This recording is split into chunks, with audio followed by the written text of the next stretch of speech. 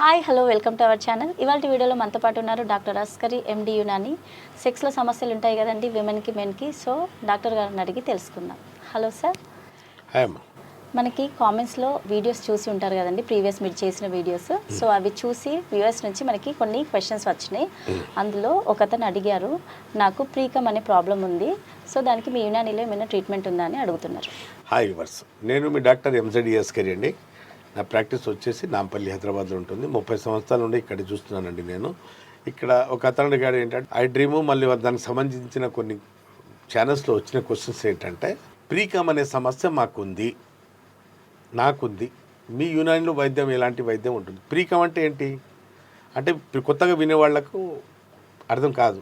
Precum అంటే ఒక అమ్మాయితో మాట్లాడిన ఫోన్లో పక్కనే కూర్చున్నా, లేకుంటే ఆమె గురించి ఊహించుకున్నా. ఇప్పుడు నా లవర్ ఉంది, నేను ఊహించుకున్నాను, ఊహ సుందరు ఉంది, ఊహించుకున్నాను. లేకుంటే ఏదైనా స్త్రీలు నా ముందు వెళ్తున్నప్పుడు నేను గమనించాను, వాళ్ళ శరీరాల వైపు చూశాను అంటే 2-3 చుక్కలు ఈయన బయటికి వచ్చేస్తుంటుంది.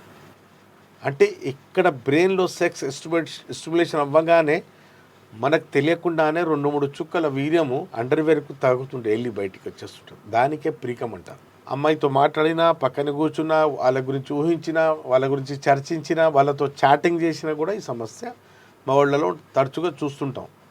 ఈ సమస్య ఉంటే దీనికి యునానిలో ఎలాంటి వైద్యం ఉంటుంది, అసలు ఇది ఎందుకు వస్తుందో ఫస్ట్ తెలుసుకోవాలి.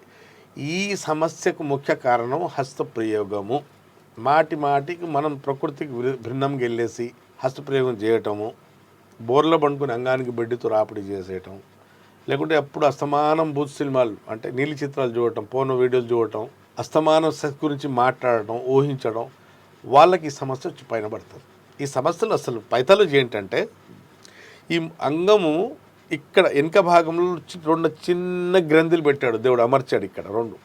దాని పని ఏంటంటే ఇక్కడ ఈ మూత్రం ద్వారానికి ఎప్పుడు నున్నగా వస్తుంది అది. దాని నేచర్ ఏంటంటే ఆల్కలైట్ నేచర్. మన మూత్రం వచ్చినా కూడా మన యూరిన్ ద్వారా పాడకాకుండా దేవుడు దానికి జాగ్రత్త పరిచాడు. ఆ సెక్రెషన్ వల్ల మనం సెక్స్ చేసేటప్పుడు వీర్యం అక్కడి నుంచి వస్తుంది.